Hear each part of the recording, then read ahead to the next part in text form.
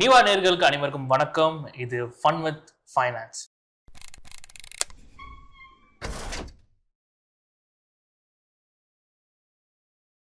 இன்னைக்கு இந்த ப்ரோக்ராம்ல நம்ம கூட மிஸ்டர் தீபன் இருக்காரு. லாஸ்ட் எபிசோட்லேயே நிறைய விஷயத்துக்கு கிளாரிஃபிகேஷன் கொடுத்தீங்க. But still people wanted even more அப்படின்னு நினைக்கிறேன். ஏன்னா நம்ம இன்னும் அவ்வளோ டீப்பாக போகலன்னு நினைக்கிறேன். மியூச்சுவல் ஃபண்ட்ஸை பற்றி பேசணும். And we talk about how investments works. அப்புறம் லேண்ட் கோல்ஸ், எது இன்வெஸ்ட் பண்ணலாம், எது இன்வெஸ்ட்மெண்ட் இல்லை, எது இன்வெஸ்ட்மெண்ட் அப்படின்லாம் நிறைய விஷயம். பட் இன்னும் கொஞ்சம் சில விஷயங்களை டீகோட் பண்ண வேண்டியது இருக்கு, நான் பிலீவ் ஸோ. பட் இப்போ ஒரு பெரிய விஷயம் நமக்கு போயிட்டு இருக்கு, த வார். ட்ரம்ப் ஆரம்பிச்சு வச்ச விஷயம். அது எந்த அளவுக்கு கோல்டோட ப்ரைஸ் டாக் ஏறிச்சு, திடீர்னு பார்த்தா இப்போ இறங்கியிருக்குன்னு நினைக்கிறேன். ஐ திங்க் இன்னும் ஏறிச்சா கூட தெரியல இப்போ இருக்க கரண்ட்டுக்கு. ஸோ இது வந்து ஒரு ஜியோ பொலிட்டிக்கல், நம்ம இது ஒரு பெர்ஸ்பெக்டிவ்ல பார்த்தா இது எந்த அளவுக்கு பாதிச்சிருக்கு. Same time is market is crashed. Market வந்து கிராஷ் ஆயிருக்கு. ஓகே, ஸோ மார்க்கெட் வந்து கிராஷ் ஆயிருக்கணும் அப்படின்னா கிட்டத்தட்ட 18 தடவை கிராஷ் ஆயிருக்கணும். ஓகே, லாஸ்ட் 20 இயர்ஸில். ஓகே, சரியா, 25 இயர்ஸ் அரௌண்ட். 2001 பார்த்தீங்கன்னா வார், நிறைய வார் வந்திருக்கு. இண்டோ பாகிஸ்தான் வார் இருக்குது. இந்த மாதிரி நிறைய வார்ஸ். எல்லா டைம்லேயும் மார்க்கெட் கிராஷ் ஆகிருந்துச்சுன்னு வச்சுக்கோங்களேன். இப்போ நம்மளால எந்திரிச்சு நடக்கக்கூட முடியாத மாதிரி தான் உட்காந்து இருக்கணும். ஆனால் அதை மீறியும் market have given 12 to 14% solid returns for past 25 years. இதை நம்ம வந்து ஃபுல்லாகவே நம்ம ஆல்ரெடி டிகோட் பண்ணியிருக்கோம், பார்த்துருக்கோம். அண்ட் நீங்கள் இன்னொரு விஷயத்த இந்த இடத்துல வந்து புரிஞ்சுக்கணும். கோல்டோட ரேட் வந்து ஜியோபொலிட்டிக்கல் இஷ்யூஸ் இருக்கும்போது கூடும்னு சொல்லிட்டு நம்ம நிறைய இடத்துல பேசியிருப்போம், டிஸ்கஸ்ட் அபவுட் இட். ஆமாம். ஆனால் இந்த வாரில் மட்டும் கீழே இறங்குச்சு. அதான் ஏன் அது ரொம்ப ஷாக் ஆச்சு திடீர்னு. ஆனால் ஏன்னா பட் ஒரு டைம் வரைக்கும் 15 நினைக்கிறேன், ஒரு கிராம் வந்து 15K இருந்துச்சு. தென் சடனாக பார்க்குறா ஓகே 15K இருக்குமே சார், போயிட்டு அந்த ஒரு கிராம் விற்கலாம்னு பார்த்தா 13 இருக்குது. 12% மறுபடியும் 13 வந்துச்சு. என்னமோ சொன்னீங்களே, why is that? ஏன்னா இது as we know, வார் நடக்கும்போது சென்ட்ரல் பேங்க்ஸ் எல்லாருமே பார்த்தீங்கன்னா கோல்டு ரிசர்வ் பண்ணணும்னு நினைப்பாங்க. ஆனால் இப்போ என்ன பிரச்சனை அப்படின்னா க்ரூட் ரிசர்வ் பண்ணணும்னு சொல்லிட்டு எல்லாரும் நினைக்க ஆரம்பிச்சிட்டாங்க. ஆயில். ஏன்னா ஈரான்ல வந்து பேசிக்கலி பார்த்தீங்கன்னா அந்த இடத்துல ஃபுல்லாகவே க்ரூட் தான் நமக்கு வந்து மேஜர் எக்ஸ்போர்ட் ஆங்க. அப்படிங்கும்போது க்ரூடோடைய ஷார்ட்டேஜ் வந்துச்சு அப்படின்னா ஒரு நாடே கண்டிப்பாக ஸ்தம்பிச்சாகும். ஏன்னா பெட்ரோல் இல்லை அப்படின்னா டிரான்ஸ்போர்ட்டேஷன் எல்லாத்துலேயுமே ப்ராப்ளம். ஸோ ஒரு நாடுக்கு வந்து சாப்பாட்டுலேருந்து ட்ராவல்லேருந்து எல்லாத்துக்குமே வந்து க்ரூட் ரொம்ப முக்கியம். அப்படிங்கும்போது கோல்டை வந்து ரிசர்வ் பண்றதை விட க்ரூடை ரிசர்வ் பண்றதா ரொம்ப டிமாண்ட் அதிகமா. அப்படிங்கும்போது க்ரூடோடைய ஒரு பேரலோடைய ரேட் வந்து பாத்தீங்கன்னா அரௌண்ட் $120 வரைக்கும் இன்க்ரீஸ் ஆச்சு.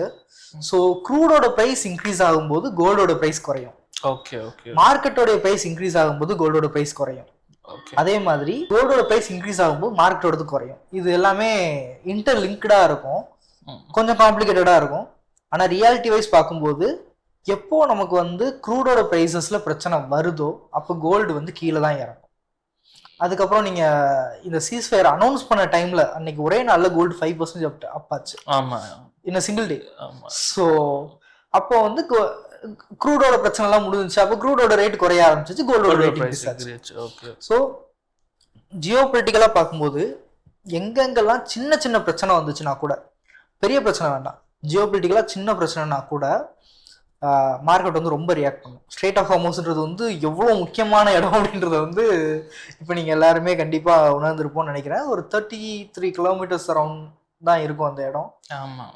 ஆனால் அந்த இடத்து வழியாக க்ரூட் ஆயில் வரல அப்படின்னா என்ன ஆகும்னு யோசிச்சு பாருங்க. நீங்கள் வந்து சாப்பிட்றதுக்கு ஐ திங்க் இப்போ சென்னையிலே இன்னமும் பார்த்தீங்கன்னா நிறைய இடங்கள்ல ஹோட்டல்ஸ் ஓப்பன் ஆகல. ஆமாம், நிறைய இது வந்து ப்ரைஸ் டேக்ஸ். இப்போ ஒரு டீயோட விலை 12 ரூபா இருந்தது, 15, 20 கூட போயிருக்கு.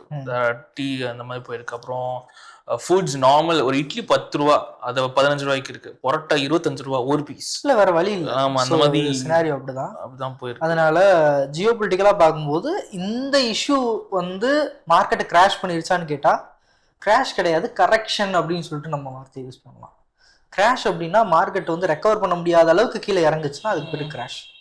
But it is recoverable. ஏன்னா கிட்டத்தட்ட பார்த்தீங்கன்னா 22,300 பாயிண்ட்ஸ் கிட்ட நிஃப்டிலாம் பார்க்கும்போது பார்த்தீங்கன்னா which is around 3,000 to 3,500 points வந்து நிஃப்டியில் கீழே இறங்குச்சு. 25,800 பாயிண்ட்ஸ்லேருந்து கீழே இறங்குச்சு மொத்தமாக. ஆனால் இதில் என்ன ஆக்சுவலாக நம்ம யோசிக்க வேண்டிய விஷயம் அப்படின்னா, இவ்வளோ இறங்குச்சுனாலும் ரிட்டர்ன் எப்படி ரீகெயின் பண்ணும் அப்படின்றது தான். ஸோ முக்கியமான விஷயம் என்னன்னா, இந்த மாதிரியான மேஜர் அக்கரன்சஸ் எப்பப்பெல்லாம் நடந்திருக்கோ அதுக்கடுத்து 6 மந்த்ஸுக்கு மார்க்கெட்டோடைய ரிட்டர்ன்ஸ் வந்து ரொம்பவே அதிகமாக இருக்கும். அரௌண்ட் 60%, 70%. சம்ப ஒரு சில இஷ்யூஸ்லாம் பார்த்தீங்கன்னா 150% ஆஃப் ரிட்டர்ன்ஸ் இன் 6 மந்த்ஸ்லாம் நடந்திருக்கு. ஓகே. ஸோ இது எல்லாமே ஒரு ஃபியூயலாக நம்ம எடுத்துக்கலாம் மார்க்கெட் வந்து கீழே இறங்கும்போது. ஸோ இந்த இடத்துல வந்து பார்த்தீங்கன்னா மார்க்கெட் கீழே இறங்கும்போது, அதாவது 22,300 பாயிண்ட்டுக்கு மார்க்கெட் இறங்கும்போது யார் யாரெல்லாம் இன்வெஸ்ட் பண்ணாங்களோ, சரியா, அதை கேபிட்டலைஸ் பண்ணி இன்வெஸ்ட் பண்ணாங்களோ அவங்க எல்லாரும் 4 வருஷத்துக்கு முன்னாடி இன்வெஸ்ட் பண்ணதுக்கு சமமாகி போச்சு அவங்களுக்குலாம். Okay, so they will get profitable enough. That's profitable actually. ஏன்னா நீங்க சொல்லுங்க, 4 வருஷத்துக்கு முன்னாடி டைமுக்கு நான் முன்னாடியே இன்வெஸ்ட் பண்ணியிருந்தேனா இதை சொல்லுவோம். ஆனா மார்க்கெட்டே நமக்கு இப்படி ஒரு ஆப்பர்ச்சுனிட்டியை கொடுத்து கீழே இறங்கி நீ ஒரு 3 வருஷத்துக்கு முன்னாடி நீங்க இன்வெஸ்ட் பண்ண மாதிரியான அளவுக்கான வேல்யூக்கு உங்களுக்கு பர்ச்சேஸ் பண்றதுக்குரிய கெப்பாசிட்டி கொடுக்குது. அப்போ அதை கேபிட்டலைஸ் பண்ணணுமா பயப்படணுமா? கண்டிப்பா கேபிட்டலைஸ் பண்ணணும், ப்ராஃபிட் பண்ண மாட்டோம். முக்கியமான விஷயத்துக்கு நம்ம வரோம். இந்த இடம் தான் ரொம்ப முக்கியமான விஷயம். ஏன்னா இதை சொல்றேன்னா பர்பஸ் ஆஃப் இன்வெஸ்ட்மெண்ட் அப்படின்னு சொல்லிட்டு ஒன்று இருக்குன்னு சொல்லி நான் இதுக்கு மாதிரி நிறைய இடத்துல சொல்லியிருக்கேன். ஆமா, சரியா. லாஸ்ட் டைம் இதை பத்தி நம்ம பேசல. நீங்க எந்த வேலை பார்த்தாலும் அதுக்கு வந்து ஒரு ரீசன் இருக்கணும். நீங்க இங்க ஒர்க் பண்றீங்க அப்படின்னா அந்த இதுக்கு வந்து ஒரு காரணம் இருக்கும்ல. அது என்ன காரணமா இருக்கும் உங்களை பொறுத்தளவு? என்னை பொறுத்த வரைக்கும் சர்வைவல் ஃபர்ஸ்ட் பிளேஸ். சர்வைவல் தான் பேஸ், சர்வைவல். அப்போ பேஸா சேலரிக்காக தான் எல்லாருமே வேலை பார்க்குறோம், கரெக்டா? அப்போ அதே மாதிரி இன்வெஸ்ட் பண்றதும் ரிட்டர்ன்ஸ் வர்றதுக்கு முன்னாடி நமக்கு வந்து ஒரு தேவை இருக்கும்.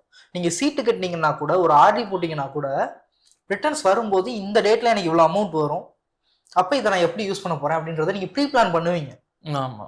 அந்த மாதிரி உங்களுடைய மார்க்கெட் இன்வெஸ்ட்மெண்ட்ஸையும் எண்ட் ஆஃப் த டேல வர ரிட்டர்ன்ஸை வந்து எதுக்காக நீங்க யூஸ் பண்ண போறீங்கன்றத ஒரு ப்ரீ பிளானிங் பண்ணணும். ஓகே. ஸோ அதை பேஸ் பண்ணி தான் ரிஸ்க் அப்படைட் இருக்கு. அதை பேஸ் பண்ணி தான் எதில் இன்வெஸ்ட் பண்ணணும், எதில் பண்ணக்கூடாது அப்படின்றது இருக்கு. ஃபார் எக்ஸாம்பிள், நீங்க வந்து ஒரு 15 இயர்ஸ்க்கு அப்புறமா ஒரு வீடு கட்டணும்னு முடிவு பண்றீங்க, சரியா? ஸோ இந்த சினாரியோல நீங்க வந்து மார்க்கெட்ல உள்ள போட்டேன் எனக்கு 15% இன்னைக்கு இறங்கிருச்சு அப்படின்னு நினைச்சீங்கன்னா தேவையில்லாத ஒருத்தம் இல்ல. ஏன்னா அதுக்கடுத்து நீங்க உங்களுக்கு இப்ப தேவையில்லையே, நீங்க இதை செல் பண்ண போறது இல்லையே. இப்போ 15% இறங்கிச்சுன்றதுக்காக உடனே நீங்க செல் பண்ணிடுவீங்களா? நம்மளை பொறுத்தளவுக்கு குமுலேட்டிவ் ரிட்டர்ன்ஸ். நம்ம எல்லாரும் பேசுறது சிஏஜிஆர் பத்தி மட்டும்தான். அப்படி இருக்கும்போது சிஏஜிஆர் பத்தி பேசும்போது இன்னைக்கு மார்க்கெட் 15% இறங்குது எதுக்காக? நமக்கு வெட்டி டவுன், நம்ம எக்ஸ்ட்ரா உள்ள புல் டவுன் பண்ணலாம் மணி. Okay okay okay. பட் இருந்தாலும் ஒரு சைக்காலஜிக்கல் பேனிக் ஆகும் இல்லையா? சைக்காலஜிக்கல் பேனிக்ஸ் இருக்கதான் செய்யும். ஆனா நம்மளை பொறுத்தளவுக்கு எப்பைக்காக அந்த இன்வெஸ்ட்மெண்ட்டை பண்றோன்றத வந்து ரொம்ப கிளியரா இருக்கும். டாக்கிங் அபவுட் ஜியோ பாலிட்டிக்ஸ், எனக்கு 2-3 டேர்ம்ஸ் இதாகுது. G securities and C securities, which is government securities and corporate securities. What is that? என்னது அது actually? You are giving loan to government and corporates. Simply. Okay. அதாவது நம்ம வந்து எதுலாம் சேஃபஸ்ட் சைட் ஆஃப் இன்வெஸ்ட்மெண்ட் அப்படின்னு சொல்லிட்டு யோசிக்கிறோம், கரெக்டா? இப்போ எஃப்டிஏ எத்தனை வருஷத்துக்கு உங்களால கேரண்டி பண்ண முடியும்? மேக்ஸிமம் அவங்க கூட இப்போ நான் ஒரு எஃப்டி போட்டாலும் அவங்க 1 வருஷம் கொடுத்துருவாங்க, அந்த இது வரைக்கும் தான் கேரண்டி பண்ண முடியும்ன்றாங்க. ஓகே.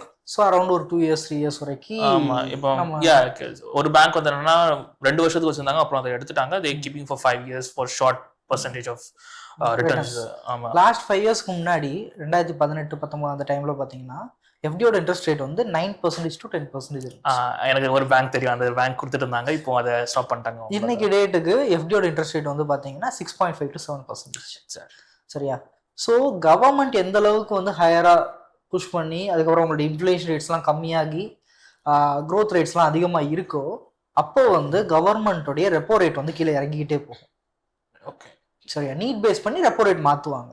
ஸோ ரெப்போ ரேட் வந்து கம்மியாக இருக்குது அப்படின்னா அப்போ வந்து ஆர்பிஐ ரெப்போ ரேட் வந்து ஃபிக்ஸ் பண்ணுறாங்க. ரெப்போ ரேட் கம்மியாக இருக்கும்போது ரிட்டர்ன்ஸோடைய ரேட், அதாவது நம்மளுடைய எஃப்டியோட ரேட்ஸ் வந்து குறையும், பேங்கோடைய லோன் ரேட்ஸும் குறைய ஆரம்பிச்சிடும். சரிங்களா? அப்போ லோனோட இன்ட்ரெஸ்ட் ரேட் வந்து குறைஞ்சிரும், எஃப்டியோட இன்ட்ரெஸ்ட் ரேட்டும் குறைஞ்சிரும். இது எல்லாமே நடக்கக்கூடியது, possible causes.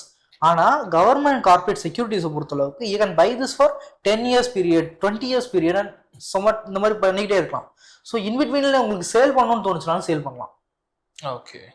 So ultimately it is giving you லிக்விடிட்டியும் கொடுக்குது, கேரண்டி ரிட்டர்ன்ஸையும் கொடுக்குது.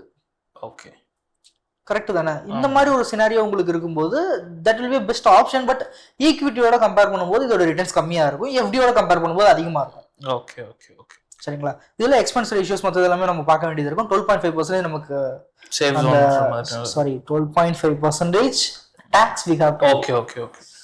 இதுல லாங் டேர்ம் அப்படின்னா, ஷார்ட் டேர்ம் நீங்க 1 இயர்ல பே பண்றீங்க அப்படின்னா கண்டிப்பா 20% ஆன் க்ரோத். சாரி, இதுல 1 lakh வந்து ஸ்டாண்டர்ட் எக்ஸ்பென்ஸ் இருக்கு. அதெல்லாம் அது ஒரு பெரிய கதை. அதை நம்ம டாக்ஸேஷன் பத்தி அடுத்து பார்க்கலாம்.